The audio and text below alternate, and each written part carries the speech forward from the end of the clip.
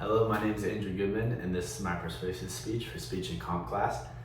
Today, the topic I chose is persuading people to change their point of view in life from being a dependent person to an autodidactic. The definition of an autodidactic is a self-taught person. Autodidactic is just a fancy word for it. And changing to that perspective instead of a dependent perspective. And the whole benefit of this is we're going to be looking into the physical, then the mental, and then even the spiritual benefits of it, and kind of what it all contributes to and what it looks like as a whole and as a person. For me, I love this topic. I chose it because it's something I'm personally trying to grow into, something I'm working on persuading myself into growing into it, and I figured a great way to grow into it is to talk about it, try to persuade other people to be more involved in it. To start off about the physical benefits of it.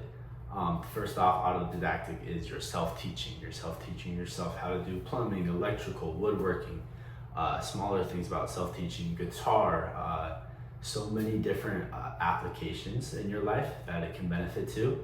And physically, you're able to see the fruits of this practice, of this lifestyle, of this mentality. You're physically able to see, wow, I built that with my hands. I fixed my car with my hands. I'm not relying on other people in the sense of I need help for this and that. And I think that's some of the greatest benefits that we can offer ourselves as humans is I'm able to do stuff independently, but I still have people and loved ones that I can still count on and still rely on. But I'm trying to persuade people to see the physical benefits of this right now of, hey, you're able to build this on your own. At the end of the day, physically, you're saving money doing stuff on your own. You're not relying on big corporate businesses to fix the problems, to fix your car, to fix your house, and all that stuff. At the end of the day, you're not going to be so experimented and professional in every topic that you come across, but you are going to have a little bit more knowledge and a little bit more understanding of what you are trying to work on. And that's what I'm trying to encourage people to see in the physical aspect. Now, the mental aspect is what is applied and seen a little bit more in people. Some famous people that are known for being autodidactics, or at least categorized as them, are Thomas Edison, Albert Einstein, a bunch of big thinkers, John Locke, Karl Marx, a bunch of these big thinkers who have been categorized as autodidactics because they want to be self-taught. They're asking questions, they're saying, hey, what makes this tick? What's making this clock tick? How does this work? And in life, there's so many things that we go by of, it works, I have no reason to question it. But today, again, I'm trying to persuade you to ask a little more questions, see how does this work? How is this working and applying into my life? And then you'll be able to see and address problems in your life and think them through. Again, the mental part is one of the biggest parts, I believe, for it. The biggest breakdown sections of you want to be breaking it down mentally. If you want to be saying, hey, if I'm a self-taught person and this is going on in my life, how can I teach myself to grow in this area? For an example of I'm having a problem with a family member, say me and my siblings got in a fight. There's this huge problem going on, but I'm going to self-teach myself. Like, hey, I care about my siblings. I want to continue a relationship with them. How can I teach myself to grow, to not have this problem occur? And as a kid, I'm the youngest. I would always get in little fights, but I was starting. I'm the youngest kid. That's just how it works. And you always have these little problems that come up, that occur. And as a self-taught person, and you want to teach yourself, hey, I don't want to be getting into these arguments with my siblings. I should not be running up to my brother and throwing a pillow at him as a kid. You want to teach yourself to grow.